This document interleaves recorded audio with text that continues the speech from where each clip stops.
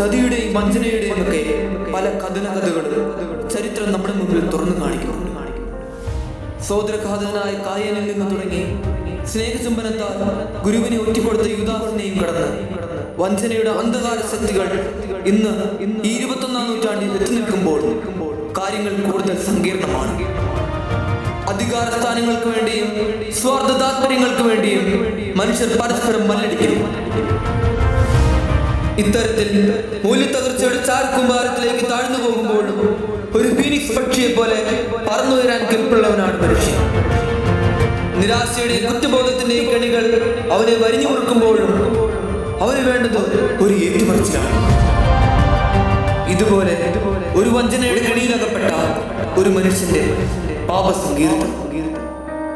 പാലാ രൂപത 3-ാം വർഷ തത്വശാസ്ത്ര വിദ്യാർത്ഥികൾ വിനയപുരസ്സരം അവതരിപ്പിക്കുന്നു മരണത്തിന്റെ കുംഭസാരം.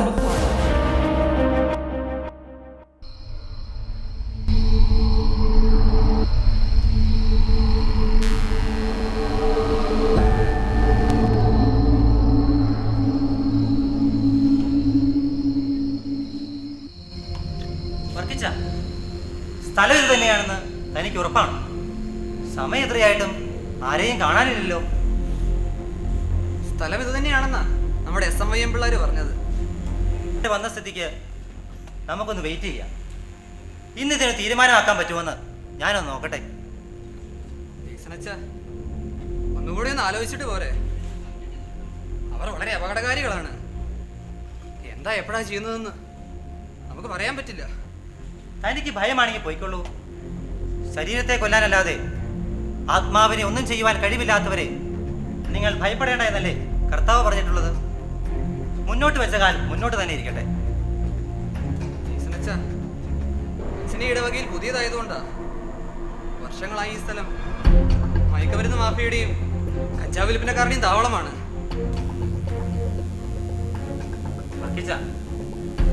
ആരും ഇതിനെതിരെ പ്രതികരിച്ചില്ല എന്നതിനാൽ കൺമുമ്പിൽ കാണുന്ന സത്യത്തിനെതിരെ കണ്ണടച്ച് കളയുവാൻ എനിക്കാവില്ല. അങ്ങനെ ചെയ്താൽ ഞാൻ ധരിച്ചിരിക്കുന്ന പുരോഹിത വസ്ത്രത്തിനെതിരെയുള്ള നീതികേടാകുന്നത്. എന്റെ അജഗണത്തിൽ ഒരു പറ്റം മയക്കുമരുന്നും കഴിച്ച് ഭാവനാ ലോകത്തിന് അടിമകളായി കഴിയുമ്പോൾ അതിനെതിരെ പ്രതികരിക്കാതെ വെറും കപടനായി കഴിയുവാൻ എനിക്കാവില്ല. പറഞ്ഞത് ശരിയാ. നമ്മുടെ ഇടവകാതരത്തിൽ തന്നെ കഞ്ചാവും മറ്റു ലഹരിയും ഉപയോഗിച്ച് തങ്ങളുടെ യൗവനവും ഭാവിയും പാഴാക്കി കളഞ്ഞ പലരെയും എനിക്കറിയാം. അവരുടെ കുടുംബത്തിന്റെ കണ്ണുനീർ ഇന്നും തോർന്നിട്ടില്ല.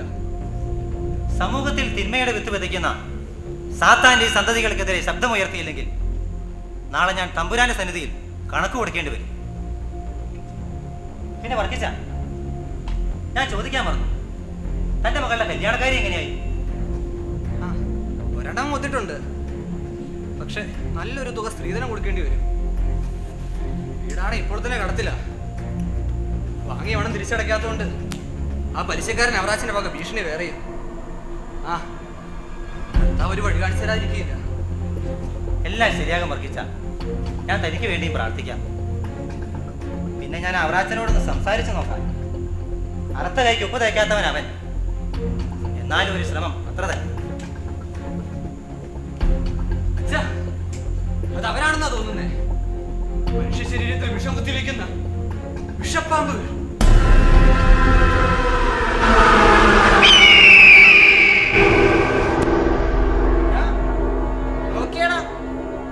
ഒരു പാതിരിയല്ലേ നിൽക്കുന്നത്? നമ്മുടെ മരുന്നിന്റെ സുഖം തേടി ഇറങ്ങിയതായിരിക്കും. നിങ്ങൾക്ക് ആളെ മനസ്സിലായില്ലേ? നമുക്കെതിരെ കോടതിയിൽ കേസ് കൊടുത്ത പുണ്യാളച്ചൻ ആളിവിടെ പുതിയതാണെന്നാ കേട്ടെ. അച്ചോ, പള്ളിയിലെ പണിയും കഴിഞ്ഞ് ഞങ്ങളെ പഠിപ്പിക്കാൻ വന്നതാണോ? നിങ്ങൾ എന്ത് വേണമെങ്കിലും പറഞ്ഞോളൂ. എനിക്കൊന്നേ പറയാനുള്ളൂ. ഈ നാട്ടിലെ യുവജനങ്ങളുടെ ജീവൻ അപകടത്തിലാക്കുന്ന ഈ ഡ്രഗ് ഡീലിംഗ് നിങ്ങൾ നിർത്തണം. അതെന്നെ വർത്താനാ ഈ പറയണം. പാവപ്പെട്ട ആൾക്കാരെ പറ്റിച്ച് നിങ്ങൾക്ക് കീശ നിറയ്ക്കാം. ലോകത്തിന്റെ പ്രശ്നങ്ങളിൽ നിന്ന് മനുഷ്യരക്ഷിക്കുന്ന ഞങ്ങൾ മോശക്കാര് കൊള്ളാം. മനുഷ്യ മനസ്സിനെ കാർന്നു ഈ നശിച്ച ബിസിനസ് നിങ്ങൾ നിർത്തണം. അല്ലെങ്കിൽ എനിക്ക് വേറെ വഴി നോക്കേണ്ടി വരും. താനെന്നെ പേടിപ്പിക്കാമോ? താൻ പോയി പോലീസിനെ വിളിച്ചോണ്ട് വാ. അവര് ഞങ്ങളെ പിടിച്ചു വിഴുങ്ങുവന്ന് ഞങ്ങൾ നോക്കട്ടെ.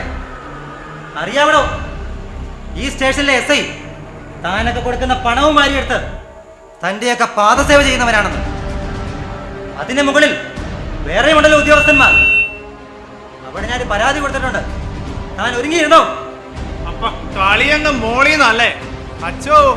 പരാതി പിൻവലിച്ച് പള്ളിമേലക്കടി അതങ്ങി ഒതുങ്ങി ഇരുന്നോണം. ഇനി അല്ല ഞങ്ങൾക്ക് ഒപ്പീസിലാണ് ഭാവമെങ്കിൽ അച്ചോ ഇത് കാലം പഴയതല്ല. മറ്റു പലരെയും പോലെ വല്ല ആറ്റിലോ കിണച്ച് കൊടുങ്ങായിരിക്കും തന്റെയൊക്കെ യോഗം. സഹോദരന്മാരെ, ഈ വിശുദ്ധ വസ്ത്രവും ധരിച്ചിറങ്ങുമ്പോൾ ഗോൾഡൻ ജൂബിലി ആഘോഷിക്കൊള്ളാമെന്നും ഞാൻ ആർക്കും വാക്ക് കൊടുത്തിട്ടില്ല. സ്വന്തമായി ഒന്നും നഷ്ടപ്പെടാനില്ലാത്ത എന്നെ പേര് ഓലപ്പാമ്പ് കാട്ടി പേടിപ്പിക്കാതെ. അപ്പോൾ ഞങ്ങൾ പോവുക. പരാതി പിൻവലിച്ചില്ലെങ്കിൽ ഞങ്ങളൊരു വരവ് കൂടി വരും. അതൊന്നും താങ്ങത്തില്ല.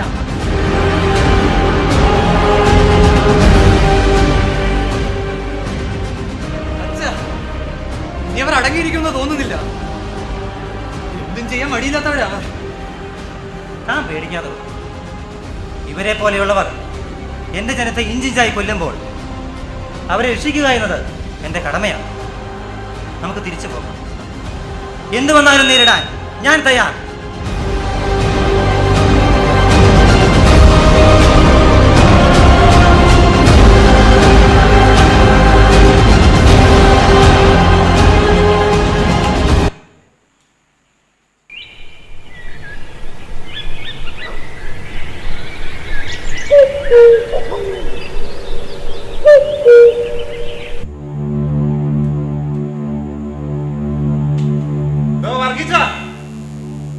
താനൊന്ന് നിന്നേ. താനെങ്ങോട്ടാ എത്ര തിരക്കിട്ട്? അല്ല താനെന്താ ഞാൻ വിളിച്ചിട്ട് ഫോൺ എടുക്കാതെ? ആരിത്? അവറാശ മുതലാളിയോ? ഞാനത്ര ശ്രദ്ധിച്ചില്ല. പള്ളി കുരിശുമണി അടിക്കാൻ പോവുകയായിരുന്നു. അല്ലെങ്കിലും തനിക്ക് ഈയിടെയായിട്ട് ഒരു ഇത്തിരി മറവി കൂടുന്നുണ്ട് കേട്ടോ. മകളെ കെട്ടിക്കാനാണ് പഠിപ്പിക്കാനാണെന്നൊക്കെ പറഞ്ഞ് കാശെത്ര എണ്ണി മേടിച്ചതെന്ന് അറിയാലോ. ഇപ്പം മുതലും ഇല്ല പലിശയില്ല അല്ല? ഇല്ല മുതലാളി, ഇപ്പോൾ പണത്തിന് അല്പം ബുദ്ധിമുട്ടുണ്ട്. മകളുടെ കല്യാണം എടുത്തു വരികയാ. അല്പം മനസാക്ഷി ഉണ്ടാവണം. മനസാക്ഷി അതെനിക്കൊരു ലേശം കുറവാ. എനിക്ക് മുഖ്യം പണമാ. പണം. താൻ കേട്ടിട്ടില്ലേ പണത്തിന് മേലെ പരുന്തും പറക്കുകയെന്ന്? പക്ഷെ ഞാൻ പറന്നിറങ്ങും കേട്ടല്ലോ. മുതലാളി, ഒരല്പം കാരുണ്യം കാണിക്കണം. മകളുടെ കല്യാണത്തിന് സ്ത്രീധനം ഉണ്ടാക്കാനുള്ള കഷ്ടപ്പാടില്ല. തുക കൃത്യം കിട്ടിയില്ലെങ്കിൽ കല്യാണം മുടങ്ങും. മകളെ കെട്ടിച്ചയക്കാൻ പണമില്ലെങ്കില് ഞാനൊരു കാര്യം പറയാം. അടുത്ത പ്രളയം വരുമ്പോഴേ താൻ അതിനെ ആ മീനച്ചിലാറ്റിലോട്ടങ്ങ് ഇറക്കി വിടും. മുതലാളി, മകളുടെ കല്യാണം കഴിയും വരെയെങ്കിലും ഒരല്പം വിളവ്. വർഗീസ, തനിക്ക് എന്റെ സ്വഭാവം അറിയാമല്ലോ. പറഞ്ഞ സമയത്ത് പണം എത്തിച്ചില്ലെങ്കിൽ കല്യാണത്തിന്റെ അന്ന് ഞാൻ തന്റെ വീട്ടിലേക്ക് അങ്ങ് വരും. തന്നെ തന്റെ വീട്ടുകാരെയും കൂടെ അടിച്ചിറക്കും. പിന്നെ വല്ല കടത്തിന്റെയിലും പോയി അന്തി ഉറങ്ങേണ്ടി വരും. നാട്ടുകാരുടെ മുമ്പിൽ ആകെ നാണം കിട്ടും. മുതലാളി, ചതിക്കല്ലേ. ഞാൻ അല്പം ഇടന്നല്ലേ ചോദിച്ചോളൂ. പകരം ഞാൻ എന്ത് വേണേലും ചെയ്യാം. താൻ എന്ത് ചെയ്യാനാണോ? തന്റെ കയ്യിൽ എടുക്കാൻ 5 പൈസ ഉണ്ടോ? കാശിന് കാശ് തന്നെ വേണ്ടേ? അല്ലെങ്കിൽ തനിക്ക് ഞാനൊരു വഴി പറഞ്ഞു തരാം. എന്ത് വഴി? എനിക്ക് വേണ്ടപ്പെട്ട കുറച്ച് പിള്ളേരുണ്ട്. തന്റെ എന്തോ ചെറിയൊരു സഹായം അവർക്ക് വേണമെന്ന്. താനതങ്ങ് ചെയ്തു കൊടുത്താരെ. വേറെ ഒന്നും നോക്കാൻ നിൽക്കണ്ട. എന്റെ സഹായം? ആരാണവർ? ആരാണ് എന്താണെന്നൊക്കെ അവര് തന്നെ പറയും. പിള്ളേരെ കേറി പോരെ.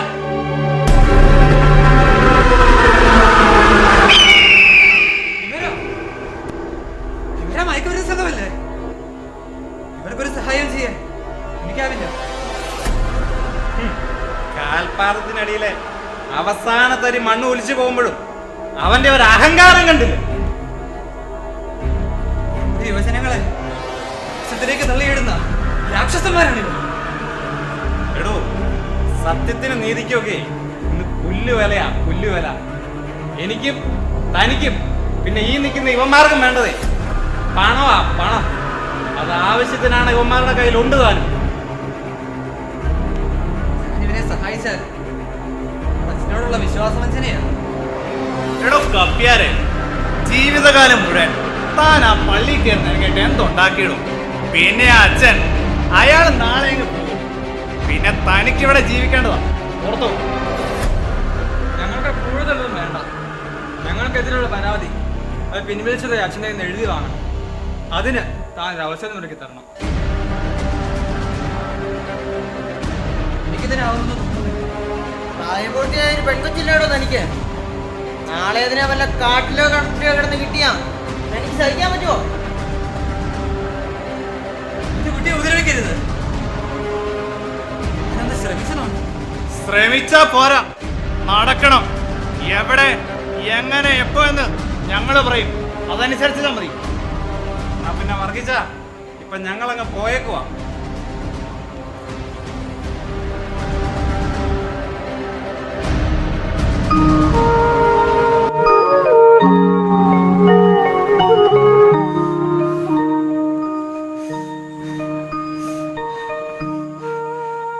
കർത്താവേ, അറിഞ്ഞുകൊണ്ട് ഇന്നുവരെ ആർക്കും ഒരു ദ്രോഹവും ഞാൻ ചെയ്തിട്ടില്ല.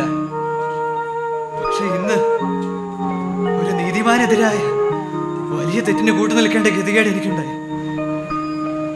എന്നോട് കരുണ തോന്നണമേ.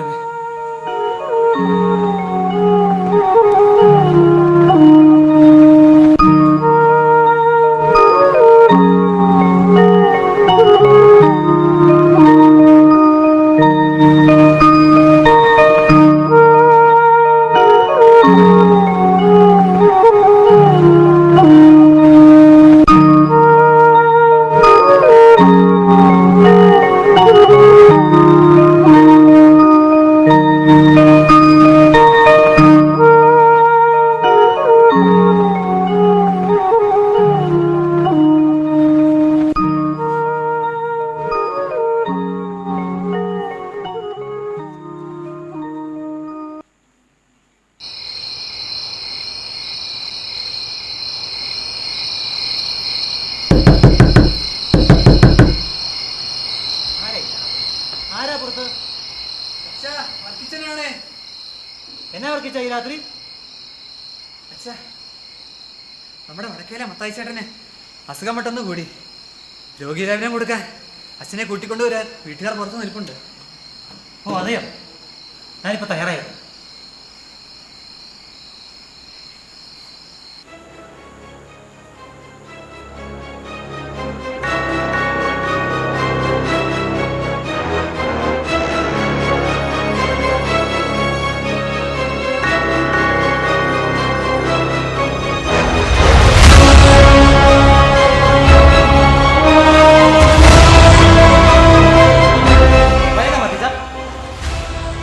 ഇവരെങ്ങനെ ഇവിടെ?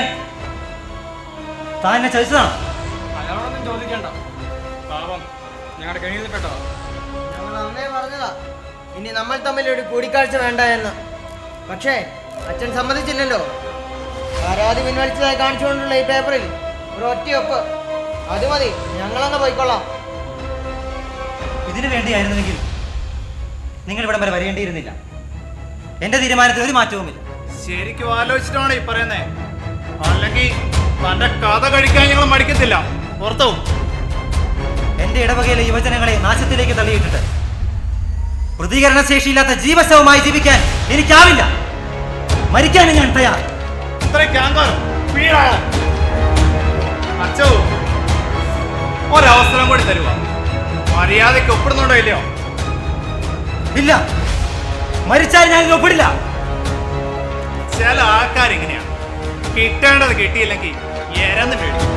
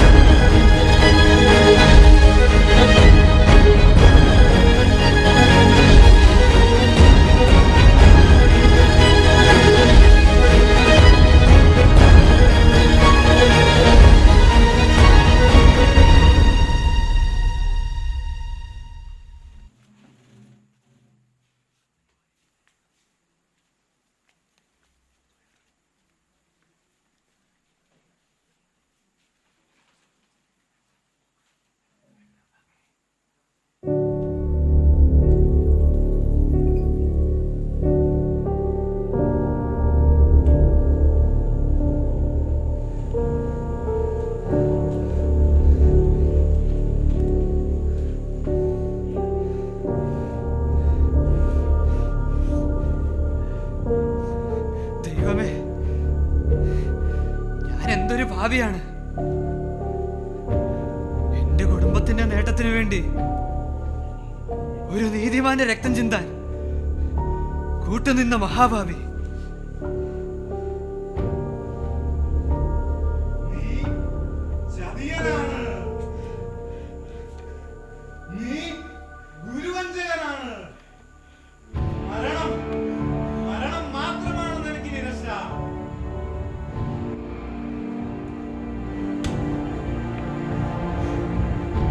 ഇല്ല,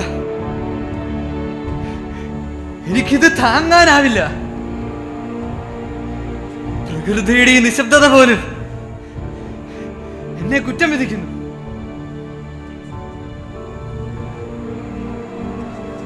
പാവൻ ജെയ്സണച്ചൻ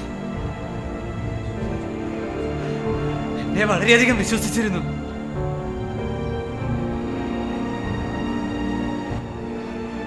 എന്നെ വേട്ടയാടുന്ന, എന്റെ ഹൃദയത്തെയും ആത്മാവിനെയും കുത്തിത്തുളയ്ക്കുന്ന എന്റെ ഈ മനസാക്ഷിയിൽ നിന്നും എനിക്ക് രക്ഷപ്പെടണം.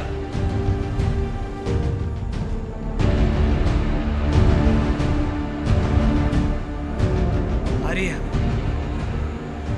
എനിക്കറിയാം എന്ത് ചെയ്യണം. മരണം, എന്റെ മരണം, അത് മാത്രമാണ് എനിക്ക് ആശ്രയം.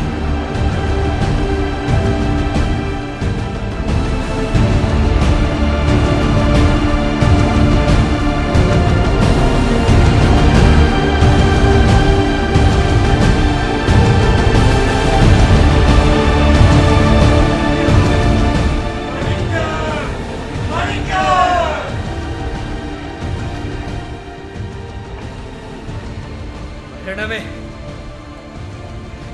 ഇത് നിന്റെ മുമ്പിലുള്ള എന്റെ കുമ്പസാരമാണ്. എന്നെ നീ സ്വീകരിക്കണം.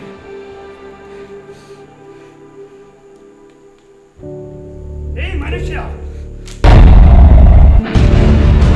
ചെയ്ത പാപത്തിന് അനുദപിക്കാതെ സ്വന്തം ആത്മാവിനെ നാശത്തിന് വിട്ടുകൊടുക്കുന്നു. 2000 വർഷങ്ങൾക്ക് ശേഷവും ആ ഗുരുവഞ്ചകന്റെ ആത്മാവ് മനുഷ്യരെ വേട്ടയാടുന്നു.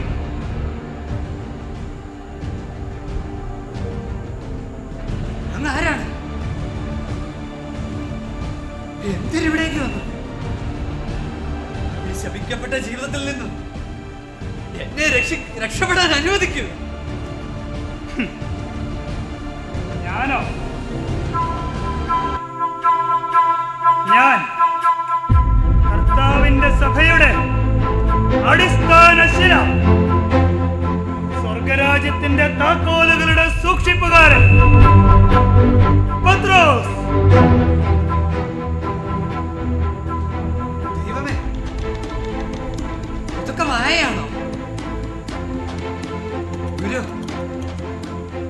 എന്തിനിവിടേക്ക് വന്നു? എന്നെ വിശ്വസിച്ച് കൂടെ നിർത്തിയ ഒരു വൈദികനെ വഞ്ചിച്ചവനാണ് ഞാൻ. ആ നിലവിളി ശബ്ദം എന്റെ കാതുകളിൽ മുഴങ്ങുന്നു. ഈ വനപ്രദേശത്ത് ഞാൻ നരകയാതന അനുഭവിക്കുന്നു. മകനെ, ശിഷ്യനായ യൂദാസിനെ പോലെ നീയും നാശത്തിന്റെ സന്താനമായി തീരുവാൻ ഞാൻ അനുവദിക്കില്ല. അനുദപിക്കുവാൻ ഏറെ അവസരമുണ്ടായിരുന്നവനായിരുന്നു യൂദാസ്. എന്നാൽ അവൻ അതൊന്നും പ്രയോജനപ്പെടുത്തിയില്ല. ഫലമോ നിത്യാഗ്നി. സ്നേഹചുംബനം കൊണ്ട് ഗുരുവിനെ ഒറ്റിക്കൊടുത്ത യൂദാസിനെ പറ്റി ഞാനും വേദപുസ്തകത്തിൽ വായിച്ചിട്ടുണ്ട്. എങ്ങോ കഴിഞ്ഞുപോയ ആ സംഭവത്തെ എന്റെ ജീവിതവുമായി എന്തിനു കൂട്ടി കലർത്തുന്നു? മകനെ, നീ കേട്ടറിഞ്ഞ യൂദാസിനെ പറ്റിയല്ല, ഞാൻ അനുഭവിച്ചറിഞ്ഞ യൂദാസിനെ പറ്റി. ഈശോ ഒറ്റിക്കൊടുക്കപ്പെട്ട ആ രാത്രിയിലെ സംഭവങ്ങൾ ഇന്നും കനൽ മങ്ങാതെ എന്റെ ഓർമ്മയിൽ തെളിഞ്ഞു നിൽക്കുന്നു. ഇതൊറ്റിക്കൊടുത്തവന്റെയും തള്ളി പറഞ്ഞവന്റെയും കഥയാണ്. പഴകിയതെങ്കിലും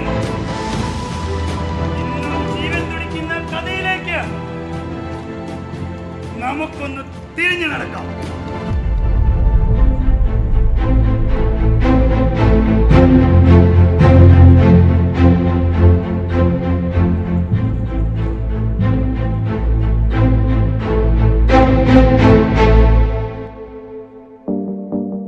നന്ദിയുടെ ഒരു വാക്ക്. ഞങ്ങളുടെ ഈ നാടകം മനോഹരമായി അവതരിപ്പിക്കുവാൻ അനുഗ്രഹിച്ച നല്ല ദൈവത്തിന് നന്ദി. ഈ നാടകം ഇവിടെ അവതരിപ്പിക്കുവാൻ അവസരം നൽകുകയും ഞങ്ങളെ പ്രോത്സാഹിപ്പിക്കുകയും ചെയ്ത ബഹുമാനപ്പെട്ട റക്ടറച്ചനും എല്ലാവിധ പിന്തുണയും നൽകിയ പാറക്കലച്ചനും ഞങ്ങൾക്ക് ആവശ്യമായ നിർദ്ദേശങ്ങളും തിരുത്തലുകളും നൽകി ഈ നാടകത്തെ മനോഹരമാക്കാൻ സഹായിച്ച സെമിനാരി പ്രൊക്കുറേറ്ററും ഞങ്ങളുടെ ആനിമേറ്ററുമായ പാറേക്കാട്ടച്ചനും നന്ദി. തങ്ങളുടെ തിരക്കുകൾക്കിടയിലും ഞങ്ങളെ സഹായിച്ച എല്ലാ മൈനർ സെമിനാരി ബ്രദേഴ്സിനും നന്ദി. നാടകത്തിന്റെ അണിയറ പ്രവർത്തകർ. സംവിധാനം പടിഞ്ഞാറേക്കുറ്റ് രഹസ്യ. രചന Plathottathil Sebin, Punnancheriyil Sunil Thalassery. Stage and settings controller Puthenpurackal Thomas, Chaliparambil Joseph. Background music Kanjirathinkil Alex, Kannuthottiyil Joseph. Light and sound Karinattu Jacob, Thaiparambil George, Padukandathil John, Chengesseriyil Thomas.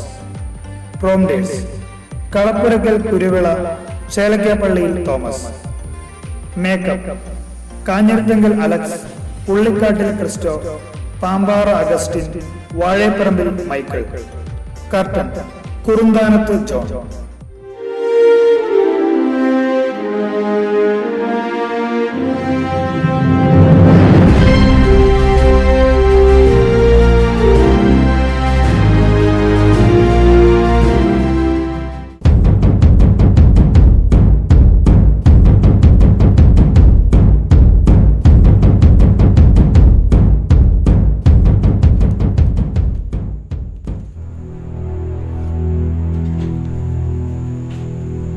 മാന്യമഹാജനങ്ങളെ, ദൈവനിന്ദകനും രാജ്യദ്രോഹിയുമായ നസ്രായനായ ഈശോയുടെ ശിക്ഷാവിധി നാളെ പുലർച്ചെ പീലാത്തോസ് തിരുമേനിയുടെ കൊട്ടാരത്തിൽ വെച്ച് നടത്തപ്പെടുന്നതാണ്.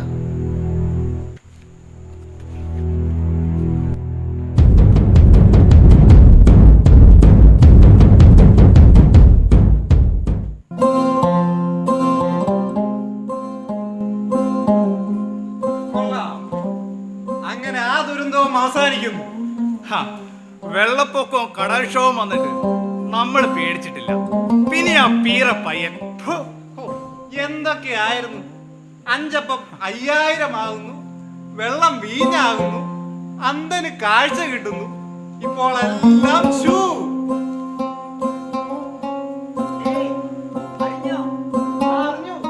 നീയും അവിടെ നിന്ന് തന്നെയാണോ വരുന്നത്? ഞാൻ അങ്ങോട്ട് വരാം.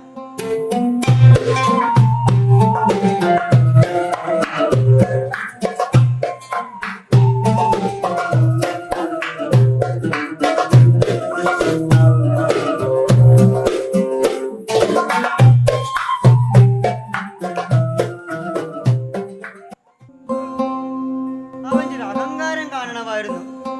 ദൈവപുത്രനാണത്രേ ദൈവപുത്രൻ. ആശാരി യൗസേപ്പിന്റെ മകൻ ദൈവപുത്രൻ. നീ ഒന്ന് സമാധാനിക്ക് വേണ്ടേ? ആ അഹങ്കാരിയുടെ കഥ ഉടനെ തീരും.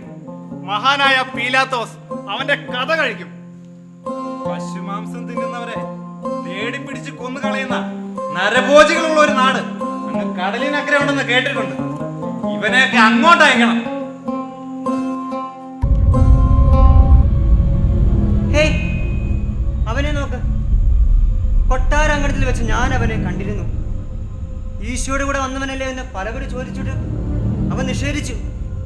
പക്ഷേ എനിക്കുറപ്പാ അവൻ ഈശോയുടെ കൂടെ തന്നെ ഉള്ളവനാ. ഇവിടെ വാ.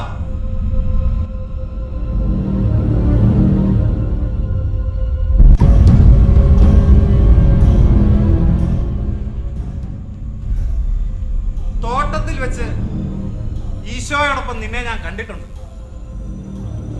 അവന്റെ മുഖത്തേക്ക് നോക്കി കണ്ടറിയാം ഒരു കള്ള ലക്ഷണം. നസ്രായനായ ഈശോയുടെ അനുയായിയാണ് നീ? അല്ല, അവനെ എനിക്കറിയില്ല. നസ്രായനായ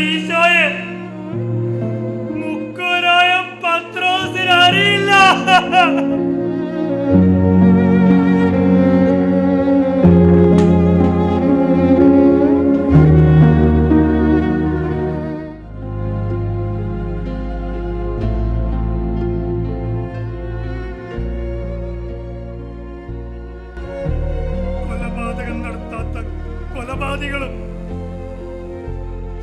മോഷ്ടിക്കാത്ത മോഷ്ടാക്കളും സത്യമല്ലാതെ മറ്റൊന്നും സംസാരിക്കാത്ത നുണയന്മാരുമാണ് ഇന്നത്തെ ഭരണാധികാരികൾ. സ്വാർത്ഥ ലാഭത്തിന് വേണ്ടി എന്തും ചെയ്യാൻ മടിയില്ലാത്തവർ. അവർക്കിടയിൽ എന്തിനെന്റെ നാഥൻ ഒരു ബലിയാടിനെ പോലെ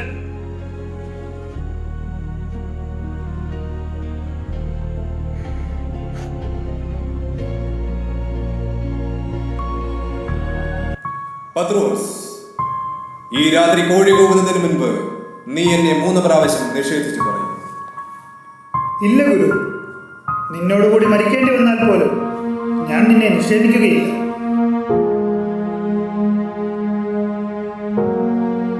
പത്രോസ്, ഈ രാത്രി കോഴി കൂകുന്നതിന് മുൻപ് നീ എന്നെ 3 പ്രാവശ്യം നിഷേധിച്ചു പറയും. ഇല്ല ഗുരു, നിന്നോടുകൂടി മരിക്കേണ്ടി വന്നാൽ പോലും ഞാൻ നിന്നെ നിഷേധിക്കുകയില്ല.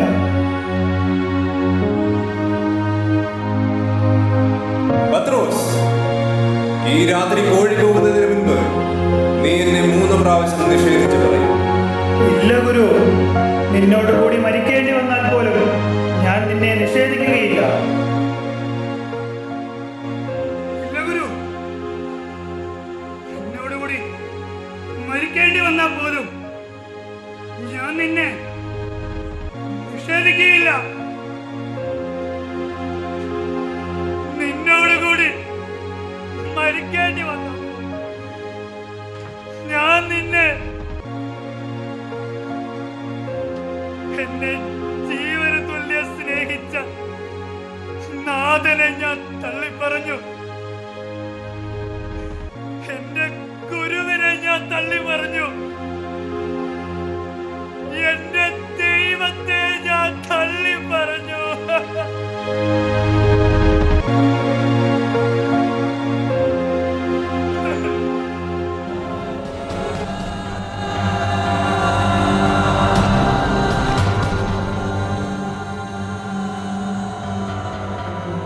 പാറയുടെ കരുത്താവാൻ എന്നെ അനുഗ്രഹിച്ചവനാണ് എന്റെ നാഥൻ. എന്നാൽ ഞാനോ വെറും ഒരു പെണ്ണിന്റെ മുൻപിൽ പകച്ചുപോയ പത്രോസ്. ഒറ്റ രാത്രി 3 വട്ടം നാഥനെ തള്ളിപ്പറഞ്ഞ പത്രോസ്.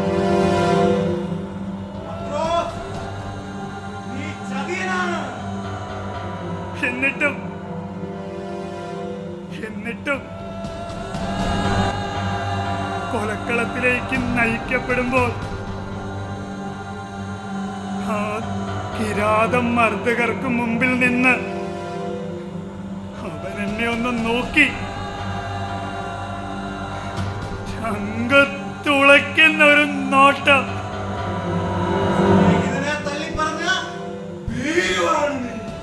ഇല്ല,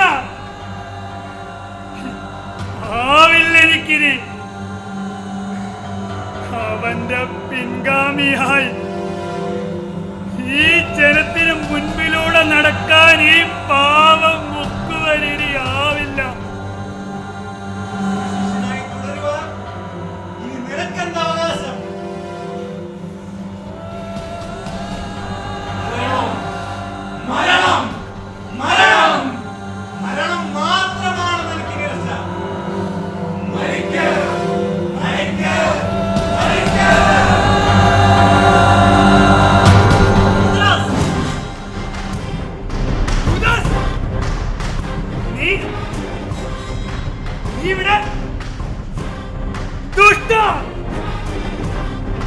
കാശിനു വേണ്ടി അനശ്വര നിധി വലിച്ചെറിഞ്ഞ ദ്രോഹി. ദൈവത്തിന് വെറും 30 വെള്ളിക്കാശിന് വില കൽപ്പിച്ച നീഞ്ഞ നാണമില്ലേ നിനക്ക് എന്റെ മുമ്പിൽ വന്നിങ്ങനെ നിൽക്കാൻ? നിന്റെ മുമ്പിൽ വന്ന് നിൽക്കാൻ ഞാൻ എന്തിനു ലജ്ജിക്കണം? സ്നേഹ ചുംബനം തന്നവനെ ചുംബനം കൊണ്ട് ചതിച്ചവനല്ലേ നീ? കാല് കഴുകിയ നാഥന്റെ കുതുകാൽ വെട്ടിയവനല്ലേ നീ? അതേ പത്രോസ്, ഞാൻ നീതനാണ്. ഒറ്റിക്കൊടുത്തവൻ നീതനാണെങ്കിൽ തള്ളിപ്പറഞ്ഞവൻ ആര്? ഞാൻ അവിവേകിയാണ്, തെറ്റുകാരനാണ്, സമ്മതിക്കുന്നു. അപ്പോൾ നീയോ? ഒറ്റുകാരൻ തെറ്റുകാരനും തള്ളിപ്പറഞ്ഞവൻ നീതിമാനുമാകുന്നത് ഏത് നിയമപ്രകാരമാണ് പ്രിയ സുഹൃത്തെ? എന്റെ ഈശോ മൂന്നാണികളിൽ തൂങ്ങി പിടഞ്ഞു പിടഞ്ഞു പിടഞ്ഞു മരിക്കുന്നത് ഞാൻ കണ്ടു. അവന്റെ ശരീരത്തിൽ അങ്ങിങ്ങായി മാംസകഷ്ണങ്ങൾ തൂങ്ങിയാടുന്നുണ്ടായിരുന്നു. ജീവൻ വെടിയുന്ന നേരത്ത് ചങ്കിൽ കുത്തിയിറങ്ങിയ കുന്തമുനയുടെ വേദനയുടെ 100 ഇരട്ടി വേദന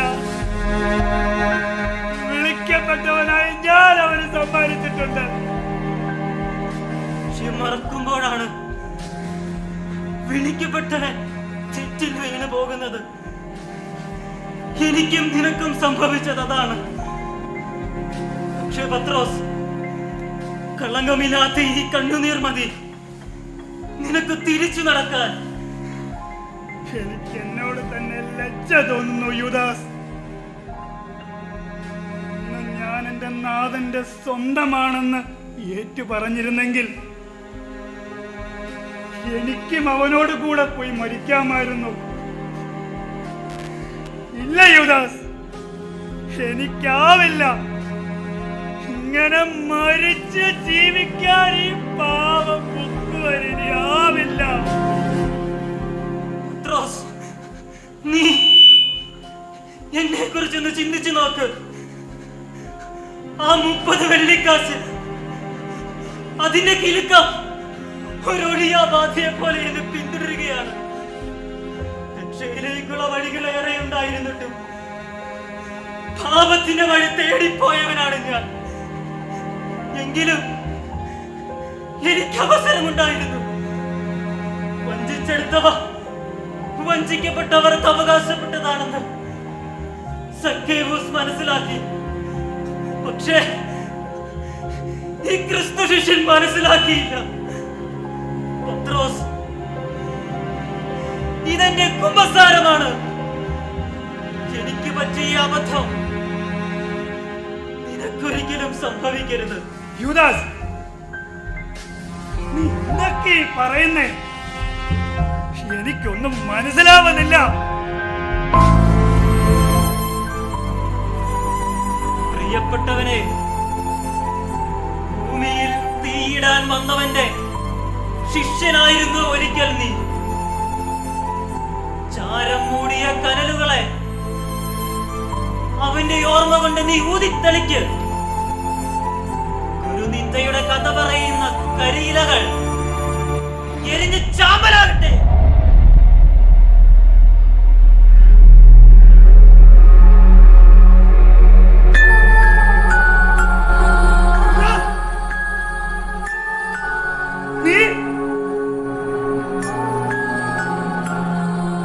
ദൈവമേ,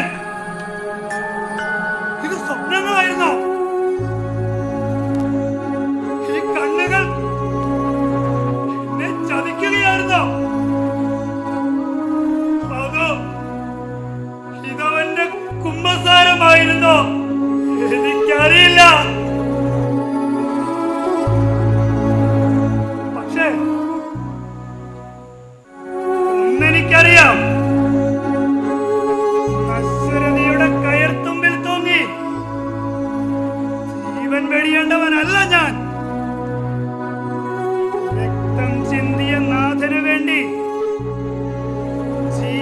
രക്തത്തിലെ അവസാന തുള്ളി ഒഴുക്കി തീർക്കേണ്ടവനാണ് ഞാൻ.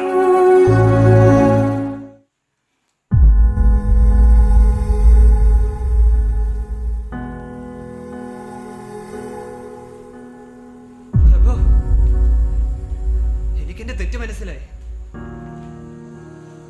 പശ്ചാത്തപിക്കാത്ത ഒരു ഭാവിയായി മരണത്തിന് മുമ്പിൽ ഇനി ഞാൻ കീഴടങ്ങില്ല.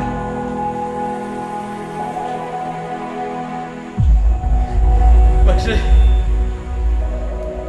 ഗുരുനന്ദയുടെ കൂരമ്പുകൾ ഇപ്പോഴും എന്റെ ഹൃദയത്തെ കുത്തിത്തുളയ്ക്കുന്നു. നിന്റെ കണ്ണുനീർ തുള്ളിയുടെ താപം അത് മാത്രം മതി നിന്നെ അലട്ടുന്ന സകല പാപങ്ങളുടെയും മഞ്ഞുമലകൾ ഉരുകിത്തീരാൻ. പ്രഭു, പാവൻ ജയ്സനച്ചൻ ഞാൻ മൂലമാണ് അച്ഛൻ ഈ ദുരിതം സംഭവിച്ചത്.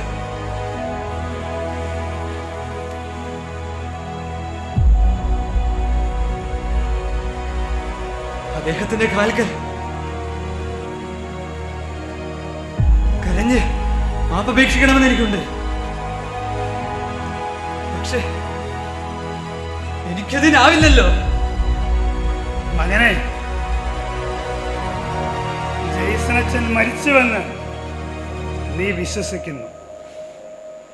പക്ഷേ സത്യം അതാവണമെന്നുണ്ടോ?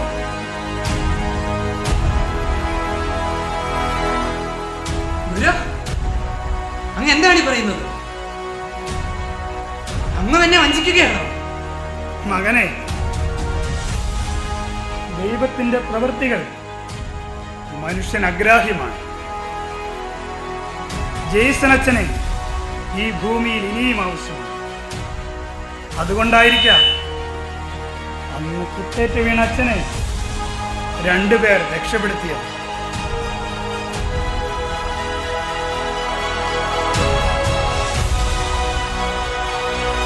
ദൈവമേ, ഇതൊക്കെ സത്യമോ? നിന്റെ സ്നേഹം അതെത്രയോ ആഴമുള്ളത്. പ്രബോധത്താൽ മനസ്സ് മരവിച്ച ഈ ഭാവിക്ക് ഇതിൽ പരം എന്ത് സന്തോഷമാണുള്ളത്? മകനെ, നീ തിരിച്ചു നടക്കുക. എവിടെ വെച്ച് നീ നഷ്ടപ്പെട്ടോ അവിടേക്ക്, ആ പുരോഹിതന്റെ അടുത്തേക്ക് നീ തിരിച്ചു നടക്കുക. ഇനി ഒരിക്കൽ കൂടി ജയ്സനച്ചൻ മുമ്പിൽ തലയുയർത്തി നിൽക്കാൻ എനിക്ക് ആവുമെന്ന് തോന്നുന്നില്ല. ഭാവിനിയെ പോലെ അദ്ദേഹത്തിന്റെ കാലിൽ കെട്ടിപ്പിടിച്ച് കണ്ണുനീരുകൊണ്ട് ആ പാദം കഴുകാൻ എനിക്കായിരുന്നെങ്കിൽ. മകനെ, അനുതപിച്ച് തിരിച്ചു വന്ന ധൂർത്തപുത്രനെ സ്നേഹത്തോടെ സ്വീകരിച്ച പിതാവിനെ പോലെയാണ് കുമ്പസാരക്കൂട്ടിൽ ഓരോ വൈദികനും. അവിടെ നിന്നെയും കാത്ത് ഈശോ ഇരിക്കുന്നു. അവിടെ നിന്റെ സകല പാപങ്ങളും തുറന്നു വയ്ക്കുക. നിന്നെ അലട്ടുന്ന എല്ലാ പാപങ്ങളും എരിഞ്ഞ് ചാമ്പലാകട്ടെ.